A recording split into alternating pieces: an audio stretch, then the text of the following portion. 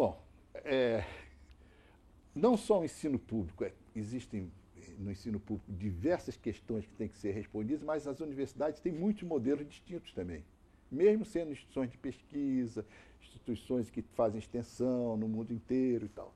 Então, eu trago aqui um resumo assim, bem sumário do que seria assim, três tipos nacionais de universidade. A tradicional universidade alemã, com a prioridade e excelência para pesquisa e pós-graduação, organização tipo departamental, porque a pesquisa funciona bem numa estrutura departamental, mas outros tipos de atividade não funcionam tão bem, mas lá com a prioridade é a excelência e a pesquisa. Nesse modelo, o professor e o pesquisador é o centro da instituição, né? Então essa é a universidade típica alemã. A universidade inglesa, que sempre teve uma vocação de cultura, a prioridade é a formação do inglês. Você conhece o inglês? Treinar cachimbo, né? Aquela visão do homem elegante, do homem fino, do homem culto. Então, essa era a vocação da universidade. Ela fazia ciência também, mas dentro dessa perspectiva de que eu tenho que formar o homem integral.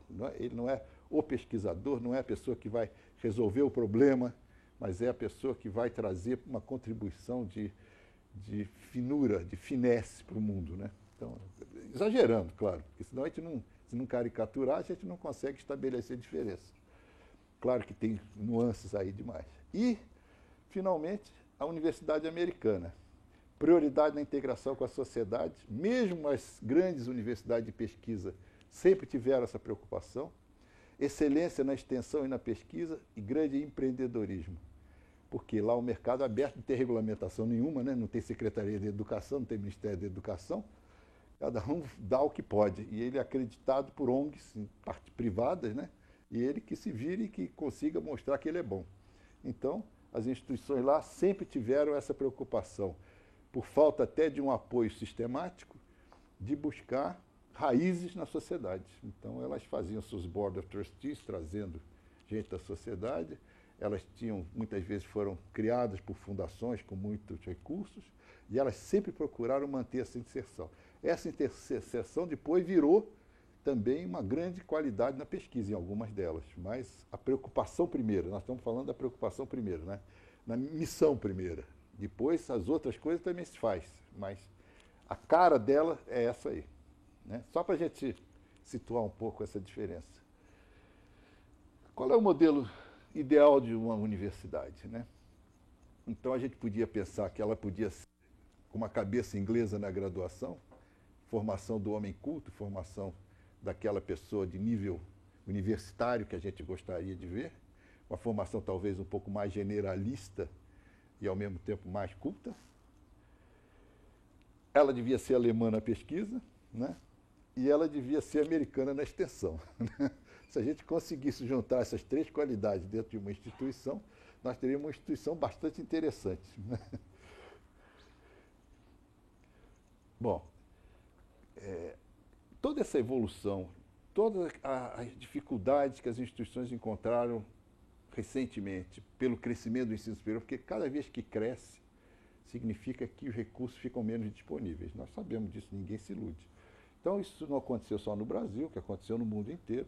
As universidades europeias passaram por grandes dificuldades, tiveram problemas de gestão, tiveram problemas de recursos, tinham em alguns países, uma visão muito parecida com a brasileira de uma autarquia pública, então aquela coisa, contratações complicadíssimas, processos complicadíssimos. Então, tirando o processo de Bolonha, que é uma outra coisa que eu não vou falar, né, que tenta fazer com que haja um modelo de ensino para as universidades europeias em seu conjunto, para facilitar o intercâmbio, etc. Não vou falar do processo de Bolonha. Os países tomaram medidas importantes em relação ao seu sistema universitário, independente de acompanhar ou não o processo de Bolonha, ligados a outras coisas. Então, entre 86 e 2007, 15 países europeus introduziram profundas mudanças no seu sistema de ensino superior, sem incluir reformas associadas ao processo de Bolonha. Nada semelhante tinha acontecido desde 1968. Quer dizer, as instituições de ensino superior, ou os países, resolveram o seguinte: nós temos que ser mais competitivos. As nossas instituições estão boas, mas estão acomodadas, num certo sentido. Nós vamos ter que mexer um pouco com isso. Então, principais mudanças. Então, eu vou aqui fazer um resumo do que a gente observou como as mudanças mais importantes nas universidades europeias. E quem está falando isso não sou eu. Quer dizer, eu coletei, mas isso são documentos que vêm da comunidade europeia, que, inclusive um trabalho muito importante que foi feito por um francês, que é professor de Harvard, que fez um estudo para o Ministério da Educação da França sobre quais são os indicadores e as características das universidades de sucesso. Então ele faz um profundo estudo que serviu de base a muitas medidas que foram tomadas, inclusive. Mais recursos vinculados a metas negociadas entre universidade e governo quando elas são estatais, né? Então, metas mais bem definidas, não é só orçamento, mas metas. E já se faz alguma coisa, se tenta alguma coisa nesse sentido também. Avaliação de resultado vinculada a incentivos.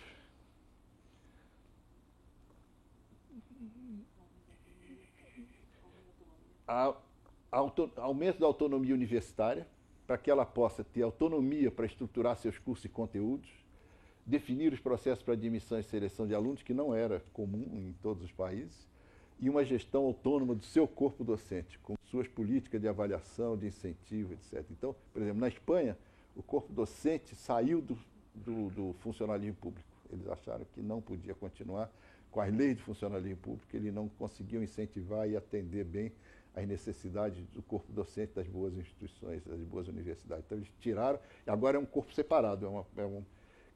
Aqui no Brasil, a gente tem equivalente ao que a Espanha tem, só que não é para a universidade, é para o futebol. Você sabe que no futebol pode tudo. No futebol você pode fazer concentração de 3 dias sem ser considerado sequestro do jogador, sem pagar hora extra. Você pode multar jogador e não sei quantos por cento do salário, vai fazer isso com o funcionário para ver o que acontece. Você pode pagar o Ronaldinho 1 milhão por mês e ao colega dele que joga na mesma posição 2 mil, né? E não é considerado quebra de isonomia. Então o futebol pode tudo. Agora a universidade não pode nada. Então a Espanha, em vez de fazer isso no futebol que eles já tinham, ele adoptou isso também para o ensino superior, dizendo que também é preciso gerir com uma certa liberdade até para a instituição poder valorizar o que ela acha mais importante. Uma gestão orçamentária bastante autônoma, em que eles recebem dinheiro integral, né, que eles chamam de lump money, né, o dinheiro, o conjunto de recursos para um ano, em que eles podem, inclusive, se organizar dentro das suas alíneas, e o que eles conseguirem poupar não é má gestão. O que eles conseguirem poupar é poupança para o ano seguinte, que é uma coisa original também, né? Não sei. A USP só conseguiu isso em 1989, quando veio o processo, aquela lei da autonomia, porque o que sobrava lá era assim, ou você devolvia para o Estado, exercícios findos tinha que devolver para o Estado, ou você comprava 3 mil lápis e 18 mil borrachas, porque precisava terminar o dinheiro, senão ia dizer que você não tinha gerido bem. Então a gente saía comprando besteira para poder gastar o dinheiro, né? Então essa medida foi uma das medidas. Vocês não fazem ideia de como essa medida foi considerada na Europa uma medida fundamental para a autonomia de gestão. Por quê? Porque os reitores passaram a se planejar. Eu posso poupar porque daqui a 2 anos eu vou investir em tal coisa, eu vou comprar tal coisa. Então isso mudou totalmente a forma de gestão. Definir organogramas, órgãos de decisão e controle e formas de indicação. Também é uma coisa que aconteceu. E como eu disse, isso é um resumo do que são os documentos europeus. E o estímulo ao empreendedorismo, isso é meu, não é deles. Mas quando a gente fala do empreendedorismo, isso é um resumo do estímulo ao empreendedorismo. E é assim que se cresce. Começa com uma mantenedora, pública ou privada. Pode ser o Estado, pode ser um cidadão, pode ser uma fundação, pode ser o que for. Começa ele com a ideia, vou criar uma instituição de ensino superior em tal lugar para fazer tal coisa, né? Aí essa vai se juntar a eventualmente alguns recursos a mais. Então nós temos 2 eixos aqui, né, em que nós mostramos o crescimento do empreendedorismo institucional e o crescimento da autonomia, né? Cresce para cá. Então, ela começa a carregar alguns recursos, até às vezes antes de começar, ela consegue fazer alguns convênios, ter algum tipo de empréstimo, então ela consegue vai crescendo. Aí, depois que a mantenedora e as agências que tinham se juntado aqui para começar a criar a instituição, elas soma-se a isso, eventualmente, mensalidade de aluno, quando é privada, né? Quando é pública, não. Mantém-se a mantenedora como a fonte principal de recursos. Quando ela é privada, normalmente os alunos substituem. A mantenedora investe no princípio, depois a mensalidade passa a cobrir. E depois ela continua a crescer, ela continua a ter algum apoio da mantenedora, alunos presentes ou pagantes, agências de fomento, agências internacionais, etc. Aí junta as empresas, aumenta a cooperação internacional e ela vai para o caminho da autossustentabilidade. Ela vai crescendo assim, ela vai começando a diversificar seus parceiros, não é mais aquele inicial, né? Mas tem aquele e muitos outros mais. Né? Então, ela diversifica seu portfólio de recursos, ela diversifica seu portfólio de ações e ela integra a comunidade num processo coerente de crescimento. Para isso é preciso planejamento, porque tem que ser coerente, não dá para crescer assim. Se cada um puxar para um lado, a gente dificilmente cresce. Cada um puxa dentro da sua competência, mas soma para o mesmo lado, senão a gente não anda. E esse é o que acontece.